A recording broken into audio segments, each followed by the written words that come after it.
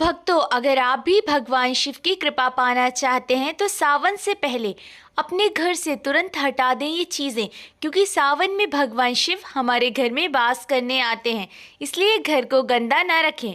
भक्तों, आज हम कुछ ऐसी ही गलतियों के बारे में जानेंगे जो अगर आपके घर में भी होती हैं तो माता लक्ष्मी कभी नहीं करती ऐसे घर में प्रवेश। फिर चाहे आप कितनी ही पूजा पाठ कर लो, माता लक्ष्मी ऐसे घर में कभी नहीं आती। ऐसे घर से देवी माता भी हमेशा रहती है नाराज।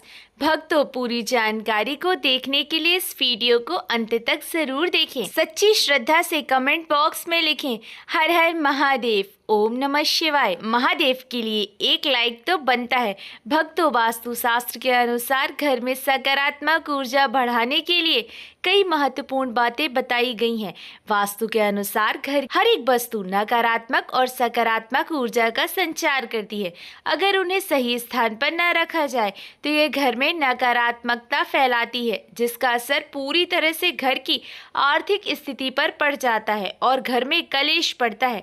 वहीं अगर उन्हें सही दिशा में और सही स्थान पर रखा जाए तो ये घर में सकारात्मक ऊर्जा फैलाते हैं और घर में सुख शांति बनी रहती है। भक्तों, वास्तु के अनुसार घर का मुख्य द्वार सभी तरह की सुख समृद्धि और वैभव का प्रवेश द्वार होता है, लेकिन अगर इसकी दिशा गलत हो या फिर कुछ ऐसी चीजें जिसके सामने रखी जाए तो नकारात्मकता फैलाती हैं, तो इससे घर में कलेश, बीमारियां और दरिद्रता घर में प्रवेश करती है। इसी कारण वास्तु शास्त्र में घर के मुख्य द्वार को बहुत अधिक महत्व दिया गया है।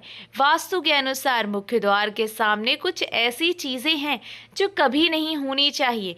ये चीजें अशुभ तो होती ही हैं, साथ ही साथ ये कई तरह की समस्याएं उत्पन्न करती हैं। इनका असर परिवार की महिलाओं पर, बड़े बुजुर्ग पर, घर के बच्चों पर तथा ऐसी ही कई चीज़ें परिवार के हर एक सदस्य पर बुरा असर डालती हैं और उन्हें स्वास्थ्य के साथ ही आर्थिक समस्याओं का सामना भी करना पड़ता है। तो ऐसे में हम जानते हैं मुख्य द्वार के सामने वो कौन सी चीज़ें हैं जो होना बहुत ही अशुभ माना गया है। लेकिन भक्तों, आगे बढ़ने से पहले आपसे एक विनती करते हैं कि हमारे चैनल को सब्सक्राइब करके इस बेल आइकन को ज़रूर दबाइएगा। साथ ही साथ एक लाइक तो बनता है। भक्तों, नंबर 1, कांटेदार पौधे। कांटेदार पौधे कई लोग घर की शोभा बढ़ाने के लिए लगा लेते हैं, सोचते हैं इससे घर हमारा खूबसूरत दिखेगा, जो कि बहुत ही अशुभ माने जाते हैं। कांटेदार पौधों को शुभता का प्रतीक नहीं माना जाता। कांटेदार पौधे अगर घर के सामने लगे हों तो ये परिवार में चुभन का काम करते हैं, रिश्तों में चुभन पैदा हो जाती है। कांटेदार पौधे नकारात्मकता का कारण बनते हैं। घर के सामने या घर के बगल में कांटेदार पौधे कभी नहीं लगाने चाहिए। साथ ही इससे माता लक्ष्मी प्रवेश नहीं करती, बल्कि राहु केतु घर में प्रवेश कर जाते हैं और घर में कलेश पड़ता है, परिवार में नफरत हो जाती है। इसलिए कांटेदार पौधे तुरंत घर से हटा दे। जिस कांटेदार पौधे में फूल नहीं आता, पत्ते नहीं होते, उसका घर के आसपास होना भी घोर अनर्थ माना जाता है। कांटेदार पौधों को जितना जल्दी हो सके अपनी भलाई के लिए तुरंत हटा दे। कांटेदार पौधे लगाने से शत्रुओं की संख्या भी बढ़ जाती है। इसलिए भक्तों, घर के मुख्य द्वार पर केवल खुशबूदार पौधे, तुलसी का पौधा, हरे, गुलाबी, लाल, पीले फूलों के पौधे ही लगाने चाहिए। इनकी सुगंध से माता लक्ष्मी आकर्षित होती है और घर में अपना वास बना लेती हैं। नंबर 2, कूड़ादान। कूड़ा डालने में आसानी हो जाए, इसलिए कुछ लोग कूड़ेदान को मुख्य द्वार के सामने सटाकर रख देते हैं अथवा घर के सामने ही रख देते हैं, लेकिन वास्तु शास्त्र के अनुसार ये बहुत ही कष्टकारी होता है और धन की हानि का सूचक माना जाता है। अब मान लीजिए जैसे ही गेट पर माता लक्ष्मी का आगमन होता है तो माता लक्ष्मी कचरे से भरे बाल्टी को देखकर वापस लौट जाती हैं। माता लक्ष्मी भी कहती हैं कि मेरे आगमन पर ऐसा दुष्ट व्यवहार करने वाले के घर में मैं कभी नहीं जाती, इसलिए ऐसा भूल कर भी न करें। और भक्तों, कूड़ेदान को उत्तर दिशा में नहीं रखना चाहिए। इस दिशा को देवी लक्ष्मी की दिशा माना गया है। साथ ही साथ मुख्य द्वार पर झाड़ू, पोछा, बाएं पर आदि भी नहीं रखने चाहिए। बहुत ही अशुभ माने जाते हैं। नंबर 3, घर के सामने गंदे पानी का जमाव। वास्तु के अनुसार तथा धर्मशास्त्र के अनुसार घर के मुख्य द्वार के सामने गंदे पानी का जमाव होना बहुत ही बड़ा अशुभ होता है। ये वास्तु दोष का कारण बनता है। साथ ही साथ ऐसे गंदे पानी में कई हजार गुना बैक्टीरिया पनपते हैं जो परिवार के सदस्यों को बीमार कर सकते हैं। गंदे पानी का जमाव होने से हैजा, पीलिया, डायरिया होने का खतरा बना रहता है। भगवान से रिश्ते हमारे खराब हो जाते हैं। हमारी प्रार्थना भगवान तक फिर नहीं पहुंच पाती। गंदी नाली कीचड़ के कारण प्रार्थना भी आने से डरती है। पॉजिटिविटी का सत्यानाश हो जाता है। सकारात्मक ऊर्जा हमारे घर तक नहीं आती, बल्कि हम भूत प्रेत को ऐसा करके अपने घर बुला लेते हैं। राहु दोष उत्पन्न हो जाते हैं, लक्ष्मी रुष्ट हो जाती है, शनिदेव क्रोधित हो जाते हैं। इसलिए अगर घर के सामने कोई भी गंदा पानी जमा होता है तो उसे तुरंत हटा देना चाहिए, या जिस गड्ढे में गंदा पानी है उसे सीमेंट से भर देना चाहिए। वास्तु के अनुसार इसे उचित नहीं माना जाता है। इससे धन नष्ट हो जाता है, गरीबी सर पर चढ़ जाती है, रिश्तेदार और मेहमान उस गली का रास्ता भूल जाते हैं, कोई नहीं आता ऐसे घर में। जब साधारण मनुष्य घृणा करता है तो ईश्वर से आप क्या उम्मीद रखेंगे। सकारात्मकता का आप खुद सत्यानाश करते हैं, इसलिए सफाई जितनी रखोगे उतना ही देव शक्तियाँ आएंगी। माता लक्ष्मी घर की ओर प्रस्थान करती हैं। भक्तों, नंबर 4, बिजली का खंभा। कई घरों के सामने बिजली का खंभा होता है, लेकिन वास्तु के अनुसार ये परिवार के सदस्यों की उन्नति में बाधा होता है। मुख्य द्वार के सामने खंभा होना बहुत ही हानिकारक हो सकता है, इसलिए मुख्य द्वार बनाते समय इस बात का ध्यान अवश्य रखें। इसे नकारात्मकता की श्रेणी में रखा गया है, घर कंगाल हो जाता है। भक्तों, नंबर 5, बेल का ऊपर चढ़ना। घर के आगे से बेल का ऊपर चढ़ना बहुत ही अशुभ माना जाता है। वास्तु शास्त्र के अनुसार इससे विरोधियों, शत्रुओं की संख्या बढ़ती है और व्यक्ति की उन्नति में बाधा निर्माण होती है।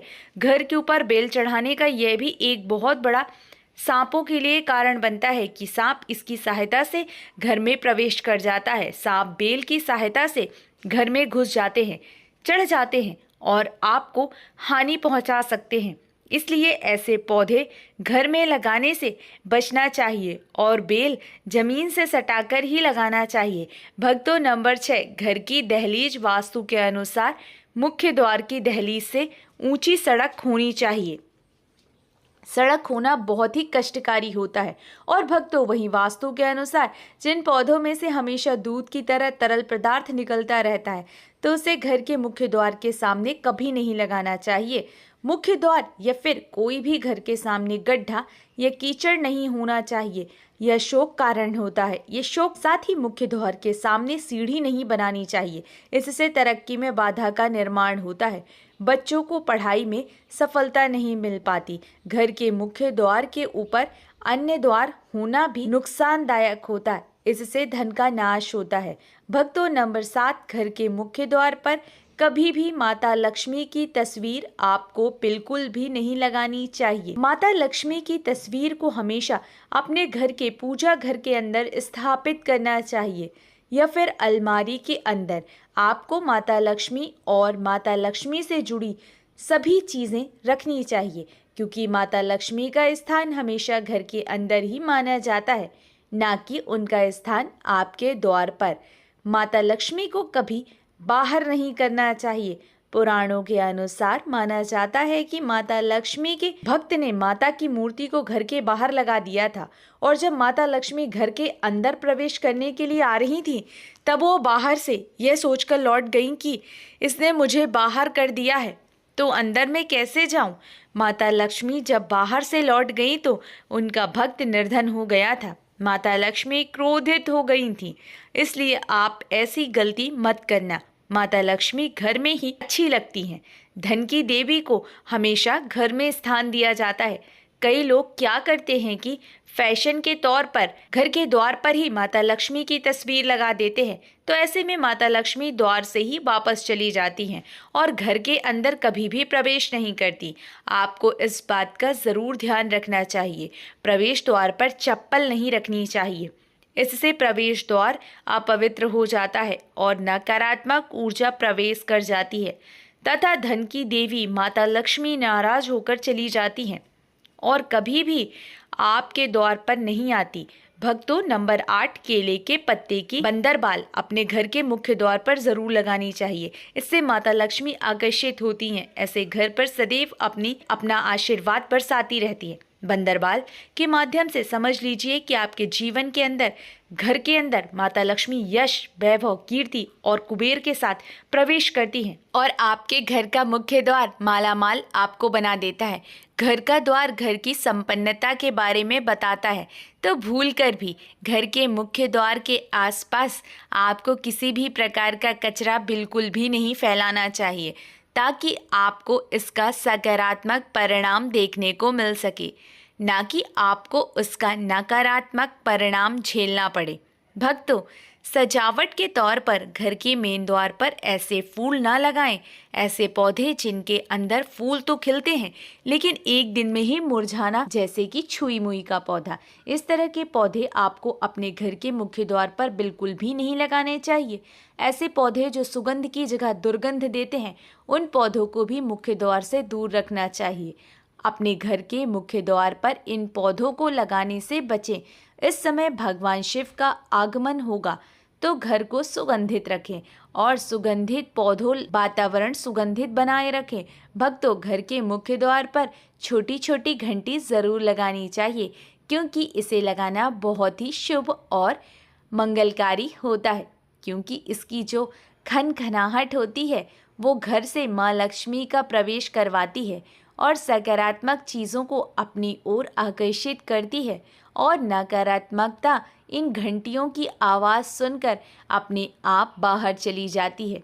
तो ऐसी चीज़ अपने घर के मुख्य द्वार पर ज़रूर लगाएं और फिर देखिए कि आपको कितना फ़ायदा प्राप्त होता है। भक्तों, एक बात का ध्यान रखें, घर के मुख्य द्वार पर कभी भी घर की महिलाएं रात्रि के समय या फिर शाम के समय अपने घर की चौखट पर ना बैठें। जो महिलाएं घर की चौखट पर बैठती हैं, खास तौर से शाम के समय, सूर्यास्त के समय, तो ऐसे घर में हमेशा दरिद्रता बनी रहती है। भक्तों, प्राचीन काल से ही यह मान्यता चली आ रही है। वैसे तो चौखट पर बिल्कुल भी नहीं बैठना चाहिए।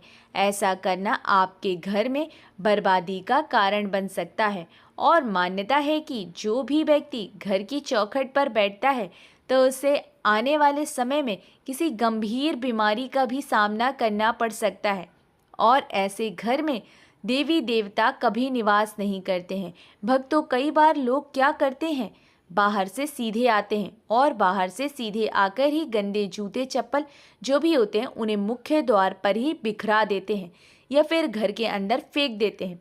इसके अलावा इस बात का भी ज़रूर ध्यान रखें कि आपको अपने मुख्य द्वार पर कभी भी जंग लगा हुआ या फिर पुराना टूटा हुआ ताला इस्तेमाल नहीं करना चाहिए। अगर ताला खराब हो गया है तो नया ताला ले लें, क्योंकि जंग लगा हुआ ताला इस्तेमाल करने से व्यक्ति की किस्मत पर भी ताले पड़ सकते हैं, जीवन पर जंग लग जाता है। तो भक्तों, सावन से पहले इन विशेष बातों का ध्यान रखें। तो यदि जानकारी पसंद आई हो तो वीडियो को लाइक करें, चैनल को सब्सक्राइब करें और कमेंट बॉक्स में ओम नमः शिवाय या हर हर महादेव ज़रूर लिखें।